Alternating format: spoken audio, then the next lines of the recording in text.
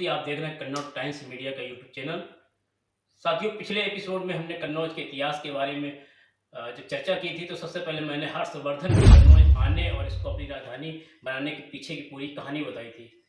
आज हम फिर कन्नौज के राष्ट्रीय पुरातत्व संग्रहालय में आए हुए हैं और हम इस वक्त मौजूद हैं उस गैलरी में जहाँ हर्षवर्धन का, सम्राट हर्षवर्धन का दरबार सजा हुआ है। हमारे पीछे आप देख सकते हैं ये सम्राट हर्षवर्धन है जो सिंहासन पर बैठे हुए हैं, और हमारे इस तरफ आप देख सकते हैं ये राजश्री है जो सम्राट हर्षवर्धन की बहन थी।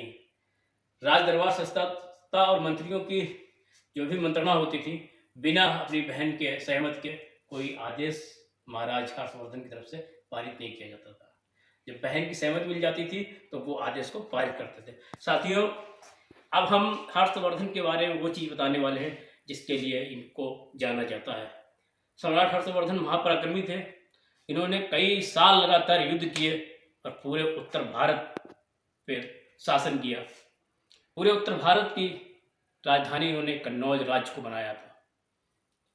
वो एक समय था जब कन्नौज अपने मुकाम पर था। आज हम फिर आए हुए हैं, हर्षवर्धन के बारे में बताएंगे। हर्षवर्धन को जितना लोग पराक्रमी योद्धा के रूप में जानते हैं, पराक्रमी शासक के रूप में जानते हैं, उतने लोग उनके दान के बारे में भी जानते हैं। महादानवीर सम्राट हुआ करते थे हर्षवर्धन। हर्षवर्धन एक यात्रा लेकर यहाँ से प्रयागराज जाया करते थे, जिस यात्रा का नाम दिया गया था पंचवर्षीय मोक्ष परिषद। इस यात्रा की खास बात ये थी कि प्रयागराज में कई दिनों तक वहाँ इनका कार्यक्रम चलता था और हर दिन अलग अलग वर्ग के लोगों को, अलग अलग तरीके के लोगों को अलग अलग दान देने की व्यवस्था की जाती थी। और ये दान देने की प्रथा तकरीबन 3 महीने तक चला करती थी। कहा जाता है कि हर्षवर्धन अपने राज्य का सब कुछ गरीबों को दान दे आते थे। यहाँ तक कि जो कपड़े पहने हुए होते थे वो भी गरीबों को दान कर देते थे। क्या है कहानी, चलिए हर्षवर्धन की उस गैलरी में चलेंगे जहाँ इनके प्रयागराज के बारे में और दान के बारे में दिखाया गया। तो बने रहिए हमारे साथ और हम चलते हैं हर्षवर्धन की अगली गली में। तो साथ ही चलते हैं हर्षवर्धन की उस गैलरी की तरफ जहाँ प्रयागराज का सीन दिखाया गया है। हम लोग इस गैलरी में आ गए हैं। सबसे पहले हम शुरुआत करेंगे। आप देख सकते हैं कि ये जो आपको दिखाई पड़ रहा है, छाता लेके एक सैनिक खड़ा हुआ है, एक महाराज है।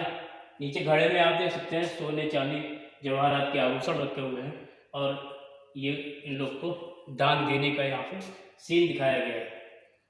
क्या है पूरी कहानी हम आपको बताते हैं। सम्राट हर्षवर्धन जो कि चक्रवर्ती राजा थे और पूरे उत्तर भारत को कन्नौज की राजधानी बनाया था, और सम्राट हर्षवर्धन जो पीले वस्त्र धारण किए हैं, ये उन्हीं को दिखाया गया है। सम्राट हर्षवर्धन कन्नौज से हर 5वें साल में एक यात्रा लेकर निकलते थे और प्रयागराज में कई दिनों का कार्यक्रम चलता था। हर्षवर्धन की इस यात्रा दानोत्सव कार्यक्रम के बारे में चीनी यात्री ह्वेनसांग ने अपने किताब में लिखा है। हर्षवर्धन के बारे में चीनी यात्री ने लिखा है कि जब वो पंचवर्षीय मोक्ष परिषद यात्रा लेकर प्रयागराज जा रहे थे हर्षवर्धन, तो उनके साथ में एक बार चीनी यात्री ह्वेनसांग भी मौजूद था। बातचीत करते करते हर्षवर्धन ने चीनी यात्री ह्वेनसांग को बताया कि वो हर 5वें साल कन्नौज से यात्रा लेकर जाते थे प्रयागराज, और जब ह्वेनसांग साथ में था हर्षवर्धन के, तब वो 6वीं बार यात्रा लेकर कन्नौज से प्रयागराज जा रहे थे। ह्वेनसांग ने लिखा है अपनी किताब में कि हर्षवर्धन ने वो कार्यक्रम करीब 3 महीने तक वहाँ चला था, दानोत्सव कार्यक्रम। 3 महीने में उन्होंने अलग अलग दिन अलग अलग वर्ग के लोगों को दान देने की व्यवस्था कर रखी थी। कोई भी गरीब ऐसा नहीं था जो वहाँ से निराश होकर लौटे। आप देख सकते हैं, कहा जाता है हर्षवर्धन अपना जो वस्त्र थे वो भी दान कराए थे, और फिर अपनी बहन राजश्री से मामूली सा कपड़ा मांग के उन्होंने लपेटा अपने तन पर और फिर कन्नौज आए थे। 5 वर्ष में वो जितना राजकोष बढ़ाते थे वो जीत कर उसके बाद उस राजकोष का काफ़ी हिस्सा गरीबों में वितरण कर देते थे। काश आज भी दान की ये व्यवस्था हमारे देश में लागू होती तो कहीं ना कहीं गरीबों का उद्धार हो सकता था। आप हमारे पीछे देख सकते हैं, ये जो नज़ारा दिखाया गया है गंगा आरती का दिखाया गया है। आप इधर देख सकते हैं गंगा, नीचे गंगा बह रही है, ये सीढ़ियाँ हैं घाट की प्रयागराज का, और ये गंगा आरती का पूरा सीन दिखाया गया है। किस तरीके से प्रयागराज में धर्म का प्रचार होता था, किस तरीके से वहाँ पे आरती होती थी, किस तरीके से घंटे घड़ियाल और आरती महात्मा साधु वहाँ पे करते थे, वो सारा नज़ारा यहाँ पे दिखाया गया है। तो ये थे दानवीर सम्राट हर्षवर्धन, जिन्होंने न सिर्फ दानवीरता की वजह से मुकाम हासिल किया, बल्कि अपने पराक्रम के दम पर पूरे देश में कन्नौज का नाम रोशन किया, कन्नौज को राजधानी पूरे उत्तर भारत की बनाया। तो सम्राट हर्षवर्धन के बारे में कहने को बहुत कुछ है, बताने को बहुत कुछ है। फिलहाल आज हम इनके दानोत्सव कार्यक्रम को ही लेके इस गैलरी में आए हुए थे। आगे हम फिर अगले एपिसोड में हर्ष के बारे में, राजा जयचंद के बारे में, कन्नौज के बाकी जो पराक्रमी राजा होंगे उनके बारे में जरूर अवगत कराऊंगा। कन्नौज के पराक्रमी शासक सम्राट हर्षवर्धन का जो दानोत्सव कार्यक्रम चलता था प्रयागराज में, उसके बारे में हम आपको बता चुके हैं। और किस किस तरीके से क्या क्या कार्यक्रम होते थे, इसकी पुष्टि कराने के लिए हम राजकीय पुरातत्व संग्रहालय में हैं। हम यहाँ पे राजकीय पुरातत्व संग्रहालय के अध्यक्ष दीपक कुमार जी से बात करेंगे और उनसे जानने का प्रयास करेंगे कि किन किन दिनों में क्या क्या कार्यक्रम चलते थे। तो हमारे साथ में दीपक जी हैं। हर्षवर्धन का जो दानोत्सव कार्यक्रम चलता था प्रयागराज में, वो कितने दिन चलता था करीब करीब, और किन किन लोगों को कब कब दान दिया जाता था, कुछ इसके बारे में जानकारी चाहिए। देखिए, ये जो हर्ष का दान का कार्यक्रम चलता था वो काफ़ी दिन तक चलता था, और सबसे बड़ी बात है कि वो उसमें अपना सब कुछ विपुल धनराशि वो अपनी पूरी दान में दे देता था। तो अभी आपने देखा होगा संग्रहालय में एक हमने 18 दिन की एक सभा का एक चित्र बनाया है, पूरा उसका दिखा है कि सर्वधर्म समन्वय कराया गया था, और उसमें उसने ह्वेनसांग को यहाँ आमंत्रित किया था। और उस सभा के ख़त्म होने के बाद वो छठे वर्ष का दान करने प्रयागराज जब जा रहा था तो ह्वेनसांग भी उनके साथ गया, और ह्वेनसांग ने वहाँ पे देखा कि वो किस तरह से हर एक दिन को बांटता था। जैसे पहले दिन में बुद्ध की मूर्ति स्थापित की, दूसरे दिन में उसने सूर्यदेव की स्थापित की, तीसरे दिन में शिव की मूर्ति स्थापित की, चौथे दिन में 10,000 बौद्ध भिक्षुओं को उसने दान दिया। उसके बाद 20 दिन तक हर्ष ने ब्राह्मणों को दान दिया। तो इस तरह से फिर ब्राह्मणों को दान देने के बाद 10 दिनों तक जैनों तथा अन्य संप्रदायों के अन्य को दान दिया। उसके बाद उसने अलग अलग लोगों को दान देता रहा वो।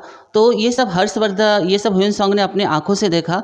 और सबसे बड़ी बात है, इस दान में उसने ये भी देखा कि जब उसका सारा राजस्व खत्म हो गया था तो उसने अपने मुकुट, बाजूबंद, हार भी लोगों को दान में दे दिया। और जब उसके पास कुछ भी नहीं बना, यानी इवन उसने अपना जो वस्त्र था वो भी दान कर दिया था। तो वो अपनी बहन की राजश्री का वस्त्र ओढ़ के वो बताते हैं कि वहाँ से कन्नौज आता है।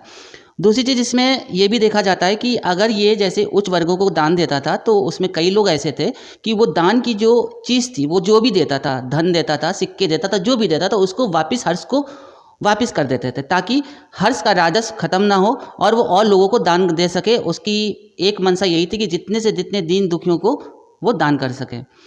और इसमें सबसे बड़ी बात यह है कि अगर हम ये कहें कि कुंभ का रिटर्न में साक्ष्य कब मिलता, क्योंकि कुंभ पहले भी मनाया जाता था, लेकिन ह्वेनसांग के यात्रा विवरण से हमें ज्ञात होता है कि उस समय भी कुंभ का आयोजन होता था, और आज भी वो कुंभ का आयोजन चल रहा है। तो ये थे दीपक जी, जो संग्रहालय के अध्यक्ष हैं। इन्होंने बताया किस तरीके से सम्राट हर्षवर्धन अपनी दानोत्सव यात्रा कार्यक्रम को लेकर प्रयागराज जाते थे, और कहीं ना कहीं इन्होंने दानोत्सव कार्यक्रम को कुंभ से जोड़ के बताया है। तो ये कन्नौज के लिए गौरवशाली विषय है कि हर्ष की यात्रा कुंभ के आयोजन से कहीं ना कहीं जुड़ी हुई है। इसी तरीके से हम और भी आपको कन्नौज के इतिहास के बारे में बताते रहेंगे। आप लोग कन्नौज टाइम्स मीडिया का यूट्यूब चैनल लाइक, सब्सक्राइब और कमेंट करना ना भूलें। जो भी आपके मिलने जुलने वाले लोग हैं कन्नौज के इतिहास की जानकारी देने के लिए हमारे इन वीडियो के लिंक को आप शेयर कर सकते हैं, उन लोग को ज़्यादा से ज़्यादा शेयर कर सकते हैं ताकि उनको भी कन्नौज की जानकारी मिल सके। हमारे साथ में वीडियो जर्नलिस्ट अंश दुबे, कन्नौज से।